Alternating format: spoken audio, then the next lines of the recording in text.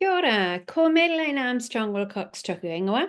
I'm the head of programs here at the Neurodiversity in Education project, and I'm really pleased to be able to spend some time with you talking through what our gifted and neurodivergent kids really want from us as educators. This is a cafe session as part of the Building a Neuroinclusive School program. This is not the recording of the live cafe session because those sessions are full of discussion and people chatting. This is a summary, a précis of the session that shares some of the great information we looked at. So let's start at the start. We've spent some time talking with our gifted and neurodivergent teenagers, young people, children, and their families, and we asked them one key question and had them respond to that. And the key question was, what can your teacher or your school do right now to make its culture, its environment, the classes you're in, more neuro-inclusive? Now, the focus is on right now because kids and young people, and they don't really care about your policies and your systems and your overall ethos. Those things are in the background for kids. In the foreground is what's happening in their classrooms. What happens when they turn up to school at 8:45, ready to start a day? That's what they're interested in. So that's what we've been asking, what can we change for you right now? Let me start with some of our young neurodiversity champions. These are young people who are advocating for change in our education system, and we had them joining us at our cafe sessions just to start those conversations. What do they think? What's their one thing that their teacher or school could have done while they were at school? Some of these are now tertiary. What's one thing they wished that their teacher or school had done? Or what's one thing that they know really worked for them and their schools? So let me tell you about what they said. Annabelle said that she wished and continues to wish, now that she's a tertiary student, that her teachers had just asked her. Ask her what works, how she prefers to learn, what her preferences are, what her needs are, what helps her, what doesn't help her. To just ask those things and ask them over and over because preferences change. The other thing Annabelle shared about asking is that she would never upfront and ask for help. So it's certainly something we do as teachers. We assume that our learners will say, oh, hey, I'm a bit confused, or hey, I need a little bit of help. May not be the case for many of them, that they won't ask you. So you as the teacher just need to front up and ask them, hey, what can I do for you? How can I help? All right, so that just ask was a key message from Annabelle. The other thing that she mentioned as part of that just ask was to really probe the response from a learner. So Annabelle shared an example where she had thought she needed or preferred, say, music on in the background to help her, because it's kind of a fairly go-to preference. I'd really like to have some action in the background, where in fact that wasn't a useful support for her. And she realized that over time, but only over time as her and her teachers, and largely her herself, tested it. So ask and then test what is happening, right? Probe that response a bit more. From Isabella. Isabella talked about the need for the first steps in any lesson, any activity, any longer term program of work to be very clearly explained and to be a sensible and useful and practical lead-in to the rest of the activity. She shared that if she could get to the first steps successfully, she was underway. But if there was uncertainty or lack of clarity or confusion in those first steps, the whole lesson could be written off for her. She wouldn't be able to continue. Those first steps could be either a fantastic springboard or an absolute barrier. So her just one thing was to help you get through those first steps, make them very clear, make them very explicit, check in that those first steps are actually being achieved. First steps, critically important. And for Holly, she shares that clarity was really important for her, for teachers to be really clear on what was happening, why it's happening, how the lesson is progressing, any feedback that she needed to take on board or pay attention to, what the important parts of the lesson or the day or the unit of work were. So highlighting that salience factor was really important. When there's a big mass of information to take in, highlighting to students, this is the important detail. This is not so important for you. This stuff is the big picture. That really made a difference for Holly, that level of clarity, even as simple as defining key terms at the start of a new, for instance, unit of work or a new module, saying in this module, we're going to be talking about these key terms. Here's what they need up front. And also, Holly and Isabella mentioned that having that information, the first steps or the program of work or whatever it was, having that in writing and accessible, i.e. online in a student portal or whatever it is that's being used, was much more valuable than that information just being given orally. So yes, the teacher instructions in a lesson really important, but being able to refer back to those things in writing that are kept, not just kind of scrawled on the board. We all know what teacher handwriting scrawled on the board is like, but having those things kept so that students could go back to them was really important. So fascinating insights from these champions, and it really highlights to me as a teacher that when you're wondering, oh, how can I better support these kids? Go ask them. Get them to tell you instead of you thinking, oh, goodness, I'm not sure. I might try this, I might try that, but what if it doesn't work? Go ask them and then try that and ask them how it worked. All right. Like I said, we went and asked a whole lot of gifted neurodivergent kids, young people, teenagers. We asked them that question, what's that one thing? We asked them at the Festival for the Future in the school holidays just gone, and we asked them at our neurodiversity parliamentary hui, also in the school holidays. So we asked them and also their families and supporters to let us know. We gathered up all of their post-its, put them all together and did a fast and furious little analysis of the things that they told us. So let's dive into that a little. Oh, here we are at Parliament. Okay, what are they telling us? We categorized the responses, and the responses, the most responses were in the category of how to teach. So I'm going to talk through that in a minute. The next biggest category, and where the biggest single response was under sensory needs.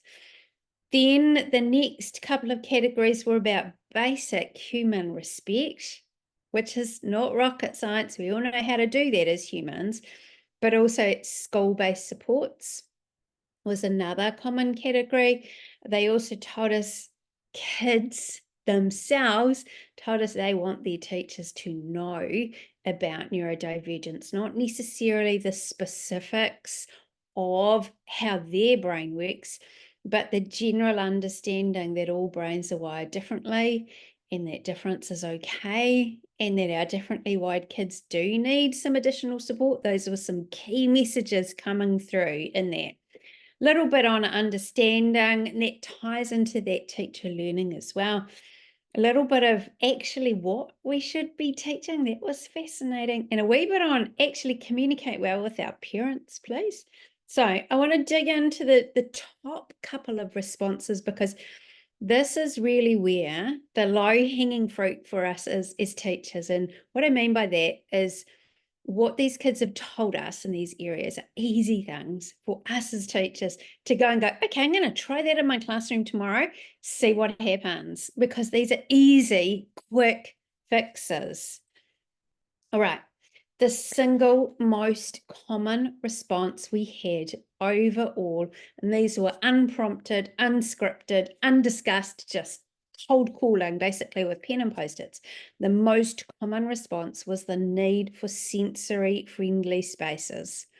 It's quite hard to make a whole classroom a sensory-friendly space, but there are some easy things we can do. Let me just talk about what kids told us about sensory spaces. They need to be accessible by anyone at any time, not as in tertiary setting. A number of our tertiary students told us dependent on a disability diagnosis. And I say that in air quotes. So accessible to anyone at any time and easy to access. Not, for instance, a school-based sensory room that you have to have a card from the dean to access.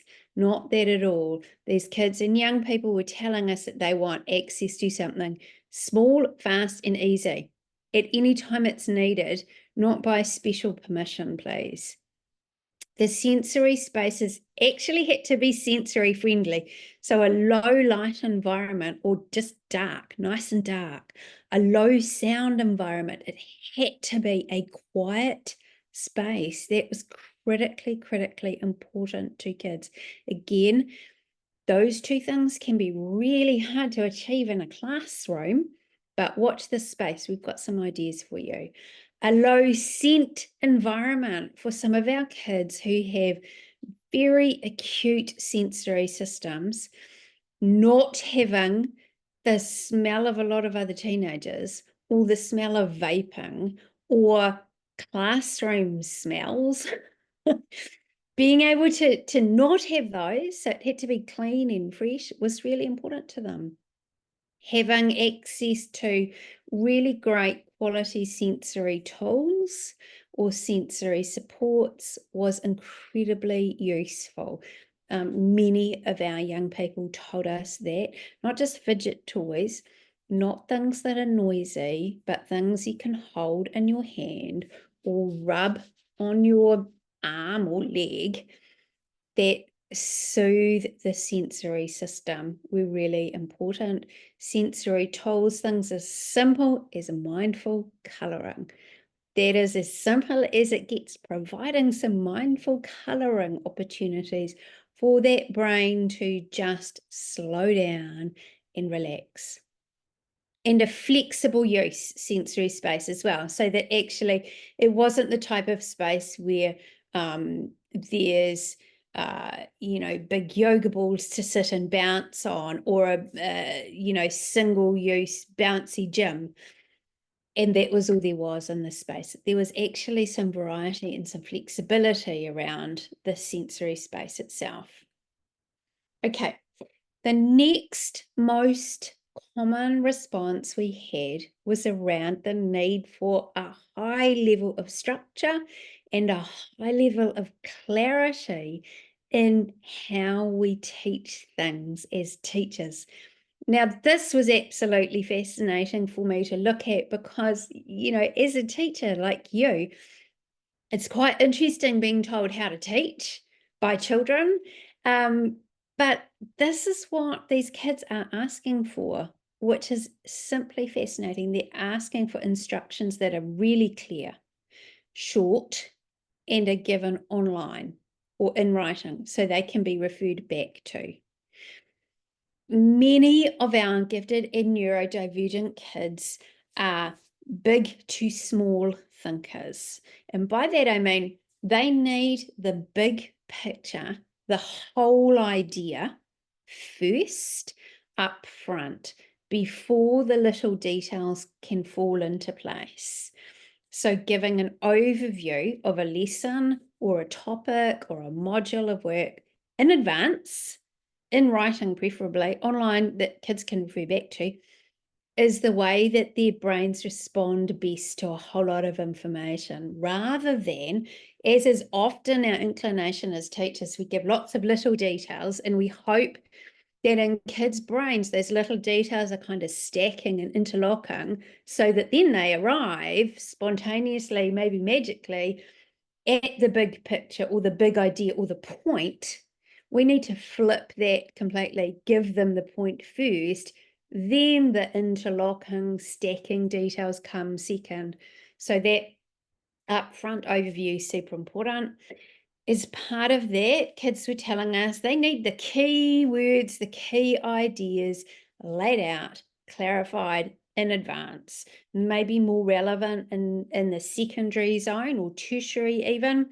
But even for our younger kids, a lot of them said, the teacher's just talking about some photosynthesis thing, and I don't know what that word means. So my brain's out, I'm off, I'm done. So just let's get very, very clear about what we're trying to teach and making it obvious and explicit for our learners. For us as teachers, it's clear in our heads and it's obvious in our heads, but we need to get that clarity out to kids.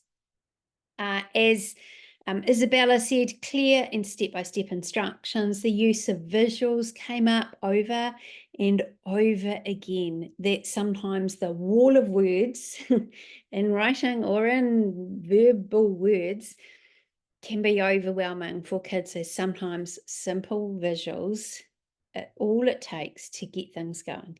Now, here's an interesting idea that just came from one learner, but I thought it was absolutely fascinating. They talked about their need to have mini breaks. And I actually nabbed this wee learner and had a wee chat about that. And they called it a cogitation break, which is a fantastic word.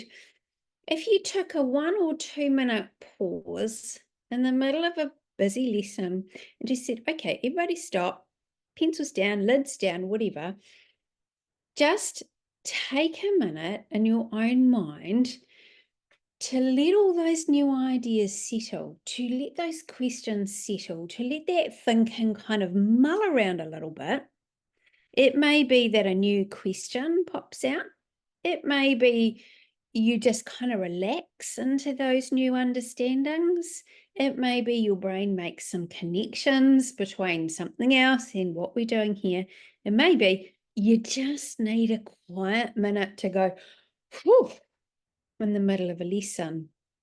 And this wee learner said taking that he did this spontaneously all the time, and it kind of bothered some of his teachers, to be fair, that he would take these little cogitation breaks to let the ideas kind of settle in.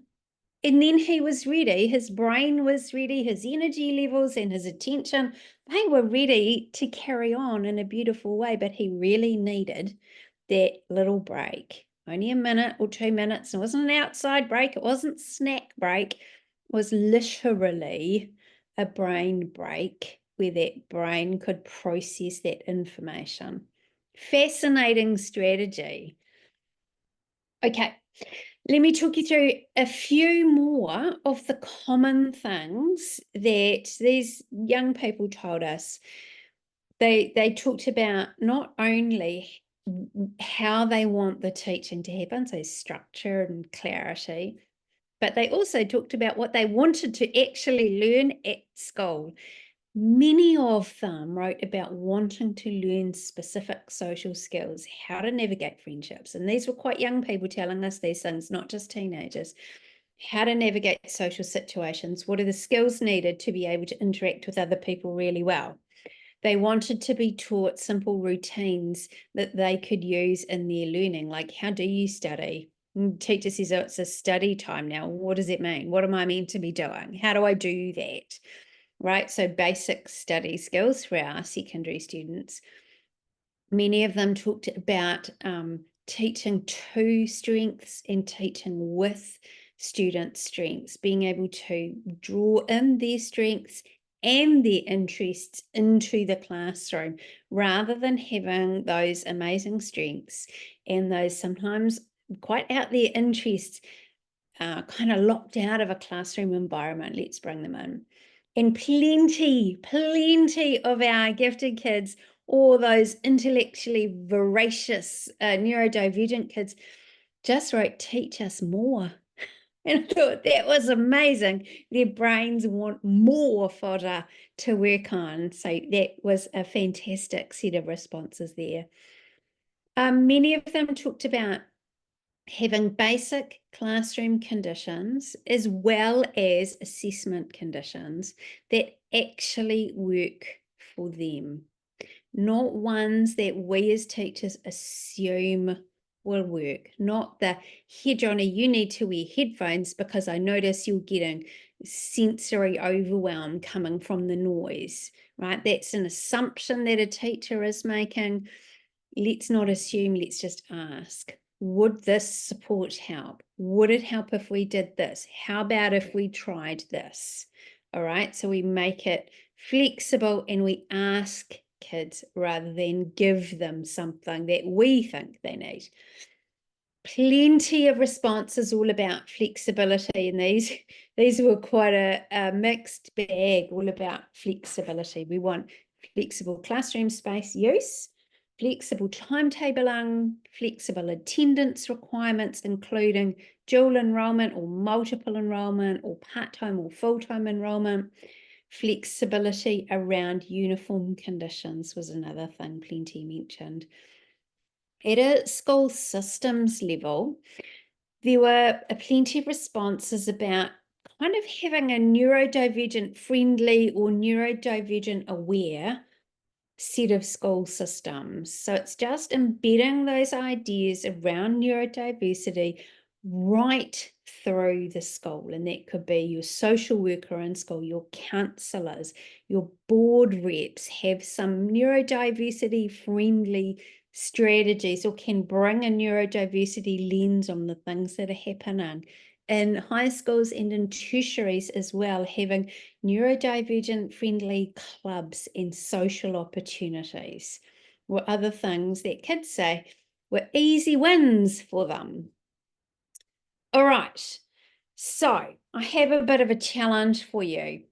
I think that being able to provide a sensory friendly space in your classroom is quite low-hanging fruit.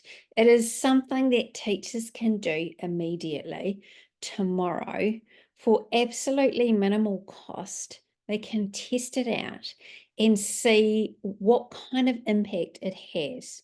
I also think that teaching with greater clarity, greater structure, and a greater level of explicitness is another piece of low-hanging fruit, something we could try out in classrooms tomorrow, really simply.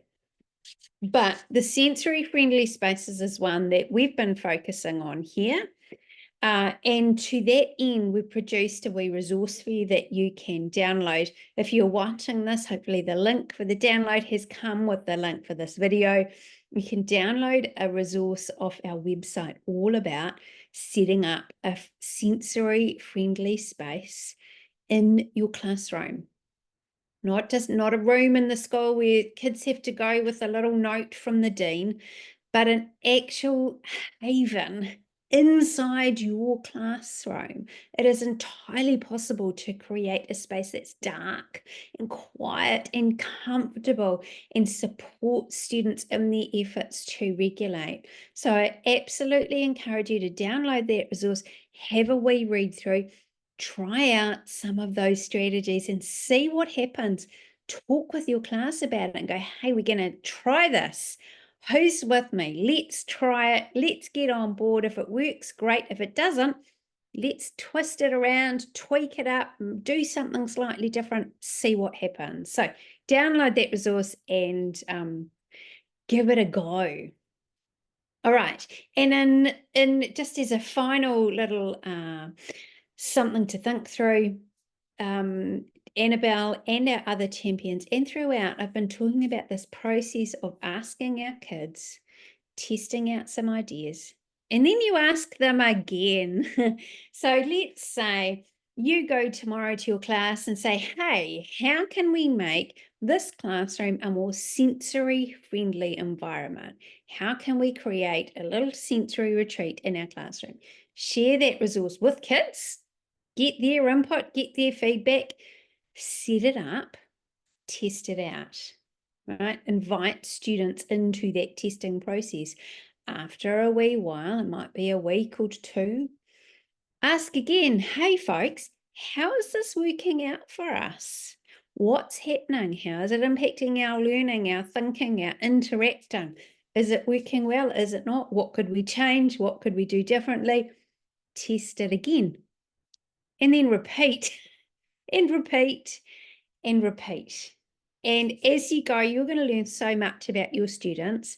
They're going to learn so much about each other. And together, you're going to be creating far more neuro-inclusive classrooms. Super exciting and actually really easy. So, what can you change tomorrow? Quickly and easily. What's the low-hanging fruit that you can see for the learners in your classroom, in your school? Go and ask them, what's something that you would like to see done differently? Can we test that out together? Then go and ask them again. All right.